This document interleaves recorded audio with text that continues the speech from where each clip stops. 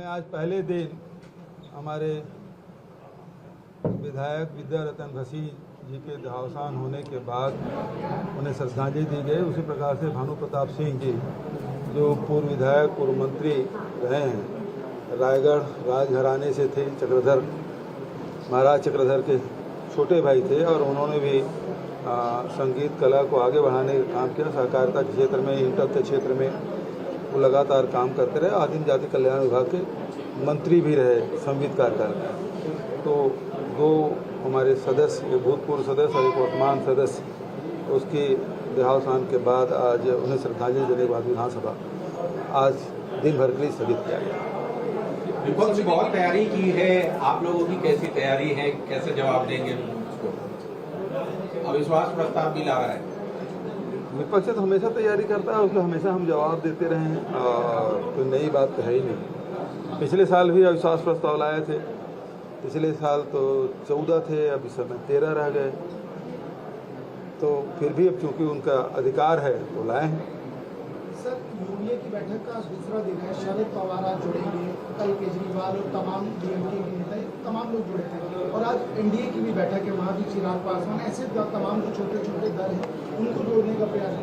इन दोनों बैठकों को आप कैसे देखते हैं? देखिए, आज जो जिस प्रकार से केंद्र में भारतीय जनता पार्टी की सरकार निरंकुश हो चुकी है और लोकतंत्र को दबाने का काम, जितने भी हमारी संवैधानिक संस्थाएं हैं उसे कमज़ोर करने का जो काम पिछले 9 साढ़े 9 सालों में जो हुआ है, और ये देश के लिए, प्रजातंत्र के लिए उचित नहीं है।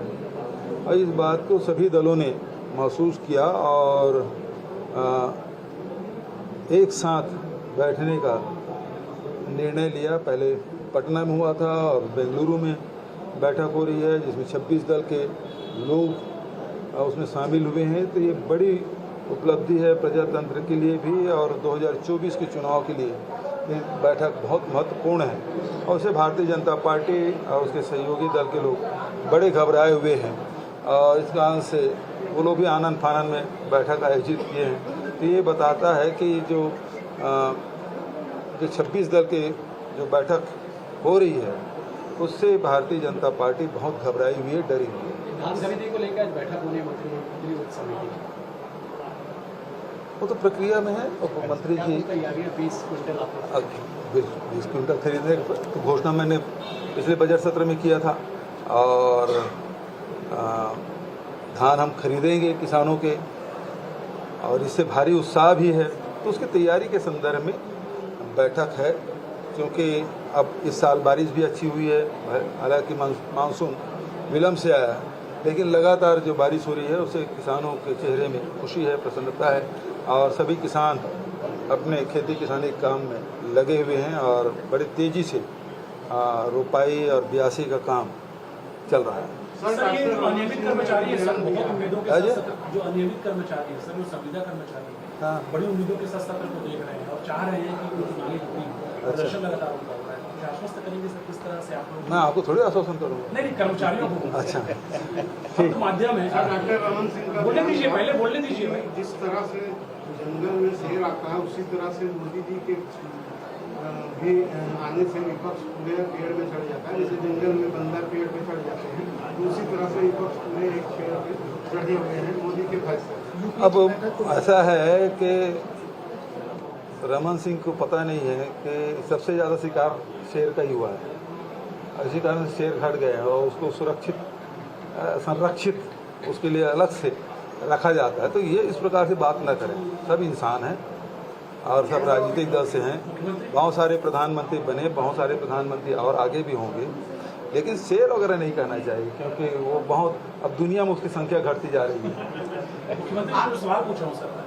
हाँ, तो मैंने कहा था, ठीक है ना, अभी सत्र चल रहा है ना। अच्छा, ठीक है। आज SC/ST के लोगों ने प्रदर्शन किया, सांपला राधा उत्सव में प्रदर्शन हुआ, उसको किस रूप में देखते हैं? कहाँ? अच्छा, और कोई बात? ठीक है, थैंक यू।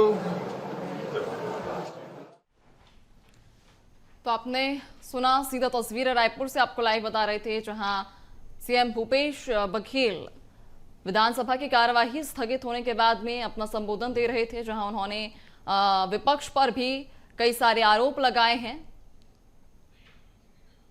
और इसके बाद में पूर्व मुख्यमंत्री रमन सिंह का भी एक बयान सामने आया। आइए पहले आपको वो सुनवाते हैं। कर्मकता के साथ अविश्वास प्रस्ताव ला रहा है। सरकार ने विश्वास खो दिया जनता का। ये सरकार ने व्यापक भ्रष्टाचार करके जिस प्रकार ये 5 साल तक प्रदेश को लूटा है, जिस प्रकार शराब घोटाला से लेकर रेत घोटाला, जिस प्रकार बड़े बड़े घोटाले करने के बाद ये सरकार बैठी है, ईडी ने 13,000 पेज का टोटल डिटेल सहित साक्ष्य प्रस्तुत कर दिया। अब इतना होने के बाद भी सरकार की निर्लजता है, ये सरकार में बैठे रहे। ईडी की रिपोर्ट आने के बाद, कोर्ट में प्रस्तुत होने के बाद, इस सरकार को 1 मिनट भी रहने का अधिकार नहीं है। तो आपको बता दें कि आज छत्तीसगढ़ का विधानसभा का मॉनसून सत्र था, जो कि आज से शुरू होना था और आज शुरू भी हुआ, लेकिन दिवंगत मंत्री और विधायकों को श्रद्धांजलि देने के बाद में इस सत्र को कल तक के लिए स्थगित कर दिया गया है। तो आपको बता दें कि इस सत्र के हंगामेदार शुरू होने के आसार भी थे, लेकिन फिलहाल इसे स्थगित कर दिया है। कल यानी कि 19 जुलाई को अब वापस से सुबह 11 बजे इस सत्र की शुरुआत होगी। और इस खबर पर ज्यादा जानकारी के साथ हमारे साथ रेसिडेंट एडिटर अवधेश मिश्रा जी जुड़ चुके हैं। अवधेश जी, आज छत्तीसगढ़ के विधानसभा का मॉनसून सत्र शुरू तो हुआ, लेकिन शुरू होते से ही स्थगित हो गया कल तक के लिए। बिल्कुल, देखिए, जो नियम है, जो परंपरा है छत्तीसगढ़ विधानसभा के, उसका ही पालन किया गया है कि जो वर्तमान विधायक थे वैशाली नगर से विद्यारतन भसीन, उनके निधन के बाद जो है और एक पूर्व मंत्री के निधन के बाद जो है सदन की जो कार्रवाई है कल तक के लिए स्थगित कर दी गई है। ये पहले से तय था। BSTV ने अपने दर्शकों को बताया था कि भले ही कार्यसूची में दिन भर के कार्रवाई का उल्लेख हो, लेकिन जो स्थितियाँ बन रही है, जो नियम है, जो परंपरा है, उसके तहत जो यही होगा कि दोनों ही पूर्व विधायकों को जो है वो उनके निधन का उल्लेख करने के बाद, उनको श्रद्धांजलि देने के बाद जो है सदन की कार्रवाई कल तक के लिए स्थगित होगी। और हूबहू वही हुआ है कि कल सुबह 11 बजे तक जो है सदन की कार्रवाई स्थगित कर दी गई है। जी।